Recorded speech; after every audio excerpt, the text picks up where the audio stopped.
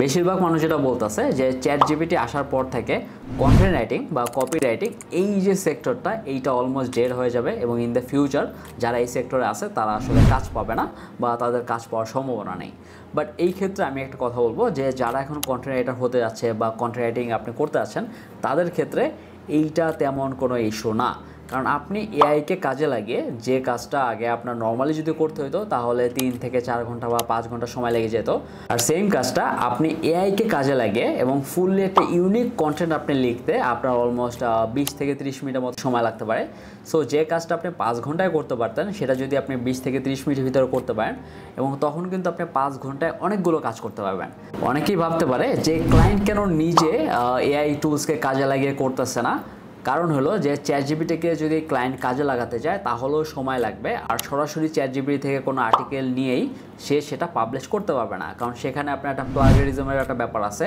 আপনি যে কপি রাইটিংটা করতেছেন বা আপনি যে আর্টিকেলটা লিখতেছেন চ্যাট জিপিটিকে কাজে লাগিয়ে বা আরও অনেকে এআইকে কাজে লাগিয়ে সেম আর্টিকেল অন্য একজন লিখতে পারে, তখন কিন্তু সেম হয়ে যাবে বাট অনেক অংশ মিলতে পারে।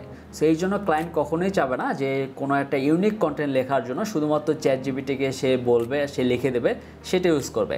অবশ্যই একজন কন্টেন্ট রাইটার লাগবে যে আপনার ওই চ্যাট জিপিটির যে আর্টিকেলটা আছে সেটাকে অপটিমাইজ করে এসইও অপটিমাইজ করতে পারে এবং ওইটাকে চেঞ্জ করে একটা ইউনিক কন্টেন্ট সে বানাবে, দেন সেটাকে প্রোভাইড করবে। আপনি কিভাবে পিপল পার আওয়ার, fiverr.com এবং আপওয়ার্ক থেকে আপনি এআইকে কাজে লাগিয়ে কীভাবে কন্টেন্ট রাইটিং করবেন এবং সেখান থেকে আপনি আর্ন করতে পারবেন। আর যদি আপনি মোটামুটি লেভেলের আপনি কন্টেন্ট রাইটিং জানেন তাহলে বলবো যে অ্যারাউন্ড আপনি $500 থেকে $1000 ইনকাম করতে পারবেন মান্থলি। আর যদি আপনি প্রফেশনাল হয়ে যান তাহলে বলবো আপনি প্রতি মাসে $3,000 থেকে $4,000 ইনকাম করতে পারবেন এই কপি রাইটিং করে এবং এআইকে কাজে লাগিয়ে। এবং ফুল প্রসেসটা আজকে আমি আপনাদের দেখাবো যে কীভাবে আপনি আর্টিকেল লিখতে পারেন এআই দিয়ে এবং সেই আর্টিকেলটাকে কীভাবে আপনি ইউনিক করতে পারেন এবং সেই ইউনিক আর্টিকেলটা কীভাবে আপনি সেল দিতে পারেন এবং কোন কোন প্ল্যাটফর্মে আপনি সেল দিতে পারেন এবং পুরো ব্যাপারটা আজকে আমি এই ভিডিওতে ক্লিয়ার করব। তো শুরুতে আমি এখন চলে যাচ্ছি পিপল পার আওয়ারে। আর আমি যদি পিপল পার আওয়ারে চলে যাই আপনি এখানে দেখতে পারবেন যে আমি সার্চ করছি যে content writing with AI. So এটা সার্চ করার পর দেখবেন এখানে অনেক ধরনের সার্ভিস আছে এবং এই সার্ভিসগুলো related. Rewrite your blog, web or AI generate content up to 400 words. মানে আপনাকে এআই দিয়ে যে কন্টেন্টটা আপনাকে দেবে সেটা আবার রিরাইট করে ইউনিক বানাবে এবং সেই ইউনিক কন্টেন্টটা আপনাকে সেল করবে। সো এখানে আপনি যদি একটু ডিটেলস দেখেন তাহলে এখানে ইজিলি সেখানে লেখাই আছে, দেখেন যে I will manually rewrite your article, web content or AI generated text in UK English to A maximum of 400 words. Like 400 ওয়ার্ডের সে কন্টেন্ট লিখবে এবং সেটা হইতে পারে এআই জেনারেটেড বা যে কোনো একটা আর্টিকেল হইতে পারে এবং সে সেটা রিরাইট করে দেবে। আর একটা যদি আমি দেখি এখানে দেখতে পাবেন যে fast and affordable AI writing to scale SEO content production. সে সরাসরি বলেই দিছে যে সে চ্যাট জিপিটি ইউজ করবে এবং এআই রাইটিং আপনাকে দেবে এবং SEO content production like SEO optimise থাকবে। লাইক এসইও অপটিমাইজড কি যে আপনার বিভিন্ন ধরনের কিওয়ার্ড থাকবে সেই আর্টিকেলের ভিতরে যেন আপনার ওয়েবসাইটে র্যাঙ্ক করে। আর অবশ্যই সেটা আপনার কোথাও থেকে কপি পেস্ট যেন না হয়, সেটা 100% ইউনিক হতে হবে।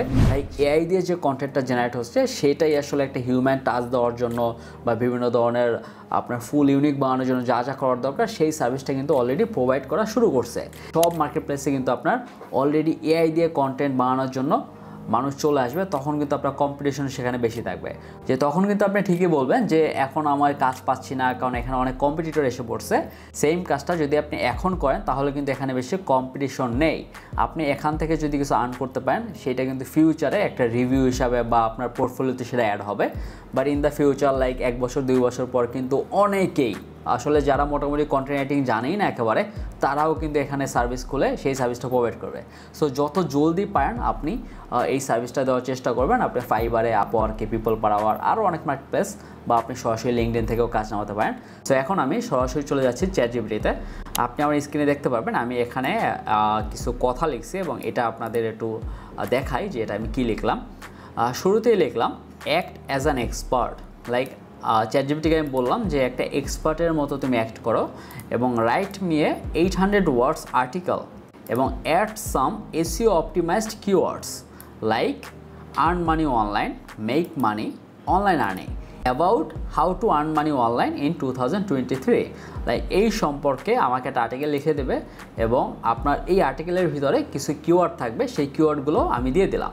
আপনি চাইলে সেমভাবে দিতে পারবেন। আপনি যদি ফাইবার গিগ ডিসক্রিপশনও যদি লিখতে চান তাও কিন্তু এই ওয়েতে আপনি করতে পারবেন, বাট সেটা অবশ্যই আপনার রিরাইট করতে হবে। সেটা কিভাবে করবেন সেটা আমি পরে দেখাচ্ছি। আগে আমি দেখাচ্ছি যে এইটা লিখে আমি যদি এন্টার করি তাহলে অলরেডি এখানে আমাকে একটা টাইটেল দেবে এবং ফুললি আমাকে একটা আর্টিকেল লিখে দেবে। সো অলরেডি আমার 3 থেকে 4 মিনিটের ভিতরে একটা 800 ওয়ার্ডসের একটা আর্টিকেল আমাকে লিখে দিছে। এখন এইটা আমি একটু দেখতে পারি যে এখানে কি কি কথা সে লিখছে।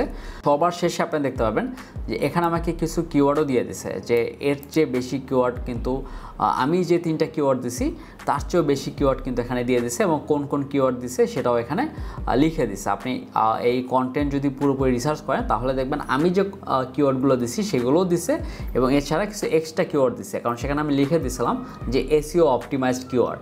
সো এসইও অপটিমাইজড কিওয়ার্ড এখন বর্তমানে গুগলে বা কোন লেভেলের কিওয়ার্ডটা বেশি পপুলার সেই সবও সে অ্যাড করে দিছে, লাইক অ্যাডভান্স চিন্তা করে সে আমাকে দিছে।